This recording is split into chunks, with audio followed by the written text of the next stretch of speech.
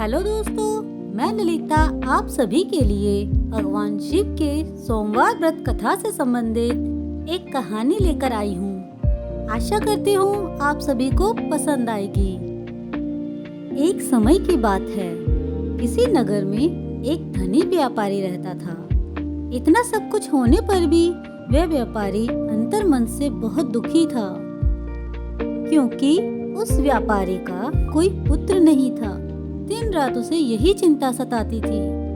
पुत्र पाने की इच्छा से वह व्यापारी प्रति सोमवार भगवान शिव की व्रत पूजा किया करता था। शाम को व्यापारी शिव मंदिर में जाकर भगवान शिव के सामने घी का दीपक जलाया करता था।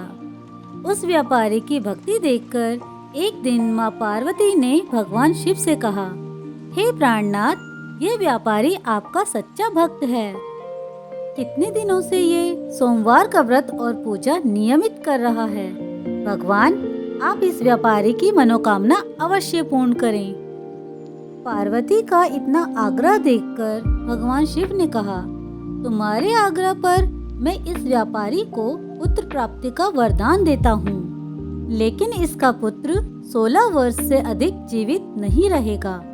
उसी रात भगवान शिव ने स्वप्न में उस व्यापारी को दर्शन देकर उसे पुत्र प्राप्ति का वरदान दिया और उसके पुत्र के 16 वर्ष तक जीवित रहने की बात भी बताई।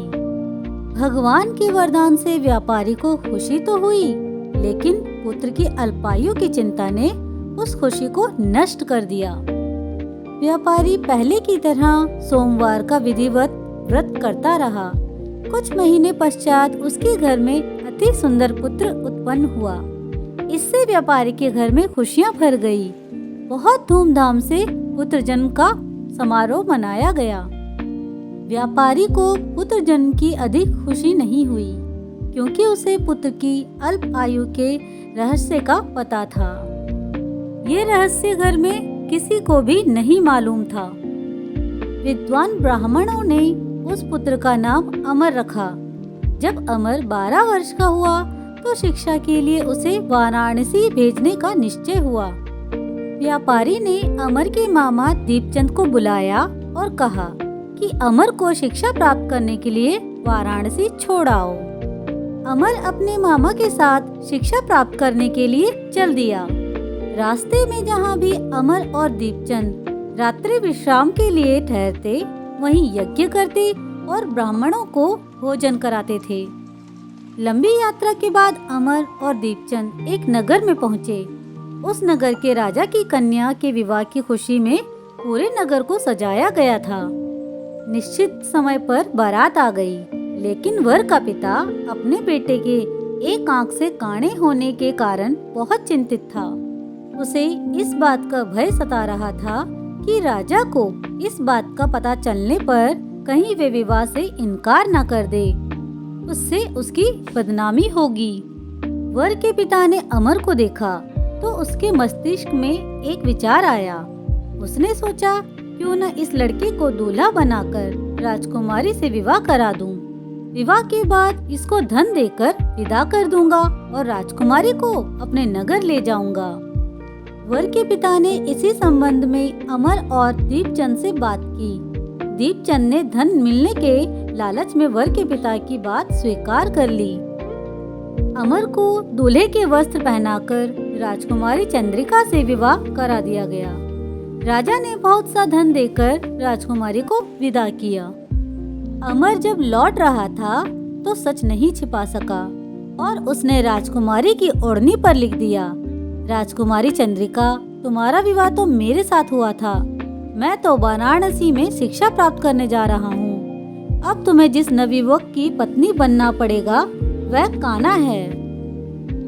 जब राजकुमारी ने अपनी ओढ़नी पर लिखा हुआ पढ़ा तो उसने कान्हे लड़के के साथ जाने से इनकार कर दिया। राजा ने सब बातें जानकर राजकुमारी को महल में रख लिया।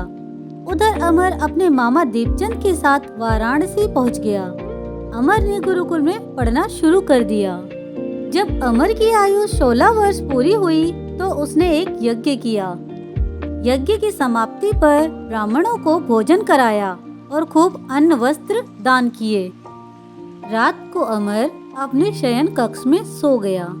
शिव के वरदान के अनुसार शयनावस्था में ही अमर के प्राण पखेरु उड़ गए।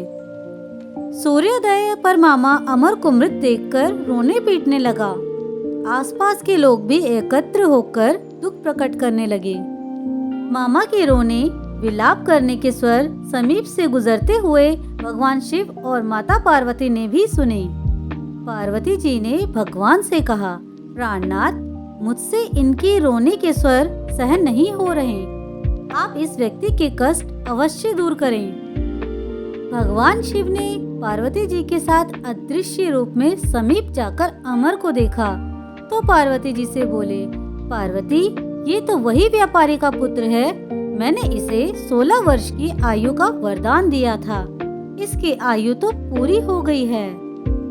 पार्वती जी ने फिर भगवान शिव से निवेदन किया, हे प्राणनाथ, आप इस लड़के को जीवित करें, नहीं तो इसके माता पिता पुत्र की मृत्यु के कारण रो रो कर अपने प्राणों का त्याग कर देंगे। इस लड़के का पिता तो आपका परम भक्त है, बरसों से सोमवार का व्रत करते हुए आपको भोग लगा रहा है।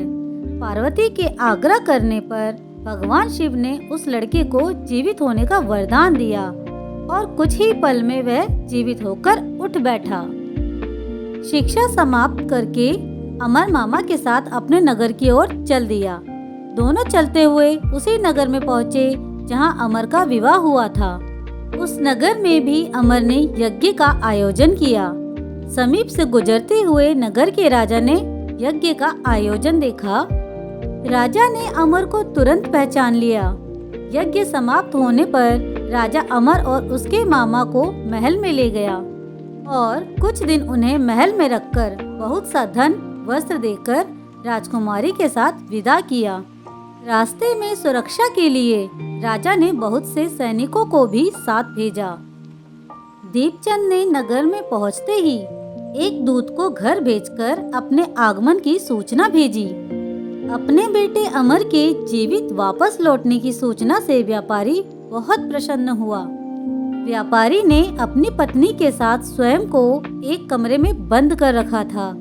भूखे प्यासे रहकर व्यापारी और उनकी पत्नी बेटे की प्रतीक्षा कर रहे थे। उन्होंने प्रतिज्ञा कर रखी थी कि यदि उन्हें अपने बेटे की मृत्यु का समाचार मिला तो दोनों अपने प्राण त्याग देंगे। व्यापारी अपनी पत्नी और मित्रों के साथ नगर के द्वार पर पहुंचा। अपने बेटे के विवाह का समाचार सुनकर पुत्र वधू राजकुमारी चंद्रिका को देखकर उसकी खुशी का ठिकाना न रहा।